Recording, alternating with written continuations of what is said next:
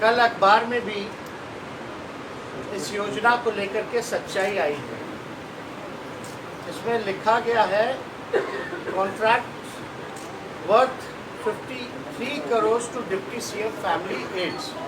ये साफ तौर पे ये आज एक और आर्टिकल आया है,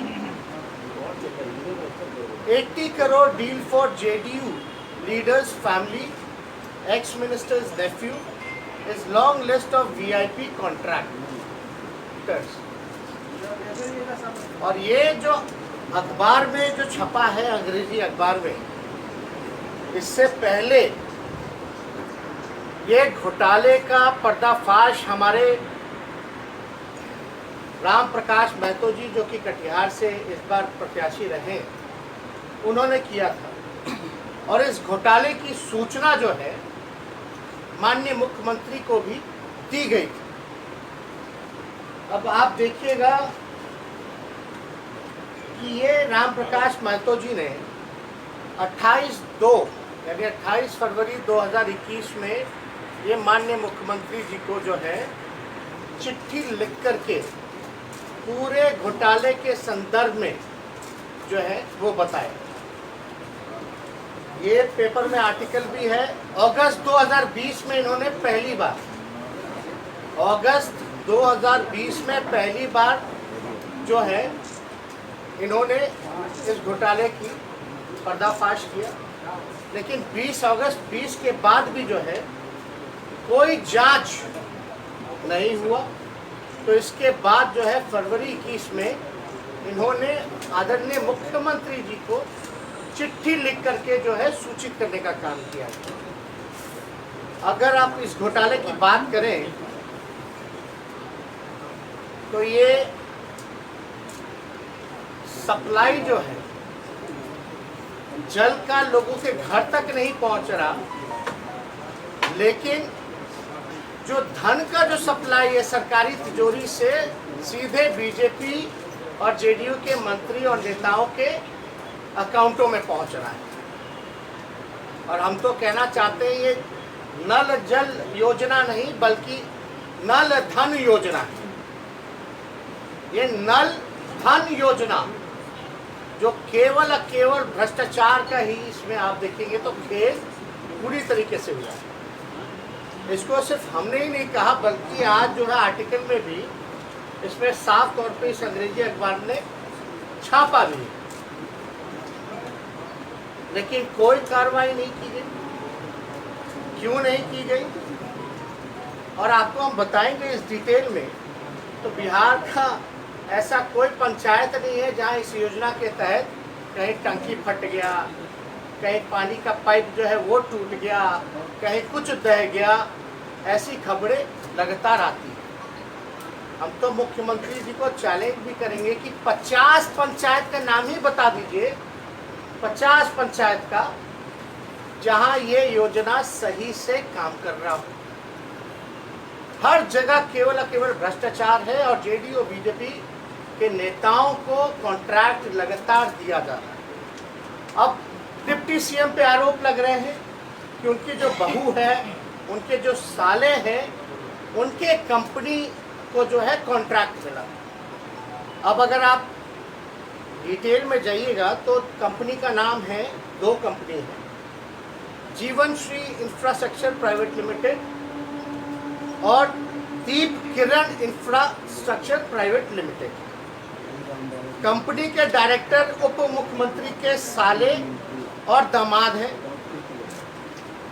और इन दोनों कंपनी में लगभग जो है 53 करोड़ के आसपास जो है इनको ठेका दिया गया। अब ठेका दिया गया है काम करने के लिए,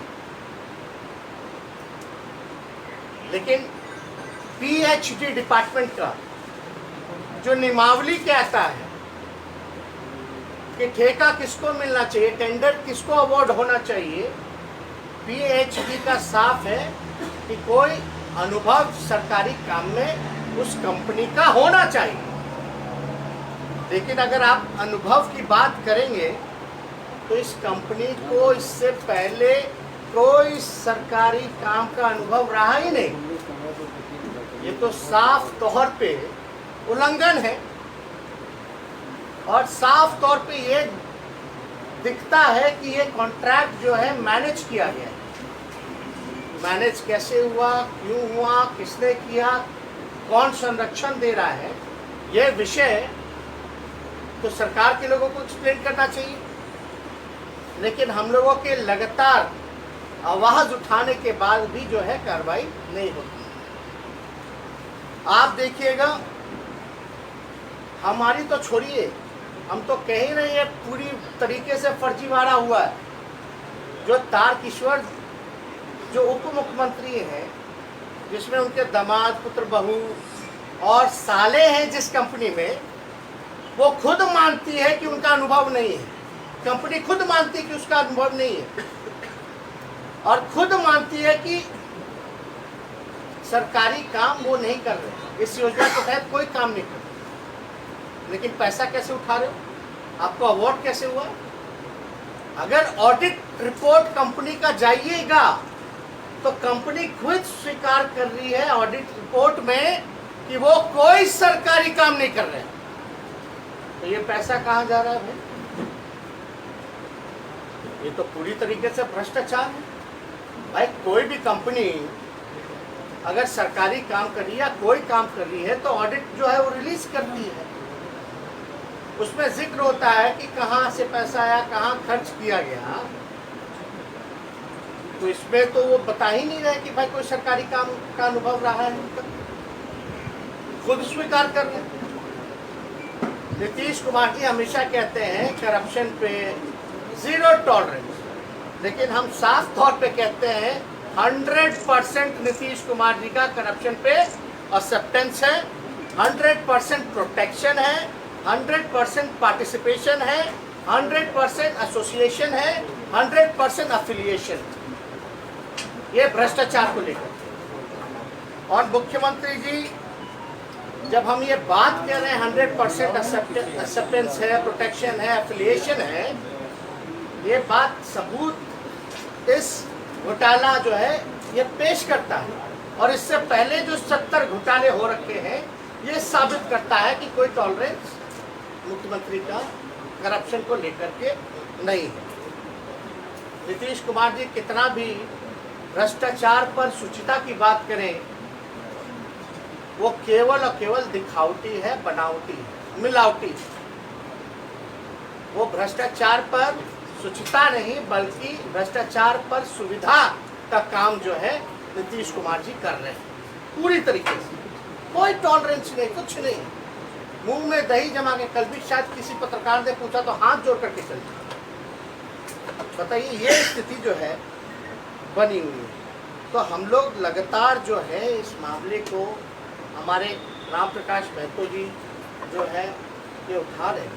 लेकिन ये अद्भुत है ना कि भाई टेंडर होता है तो जो उसको एक्सपीरियंस होता है, जिस कंपनी को सरकारी काम का एक्सपीरियंस हो, उसको नाम मिल करके एक उप मुख्यमंत्री के रिश्तेदारों को काम मिलता है।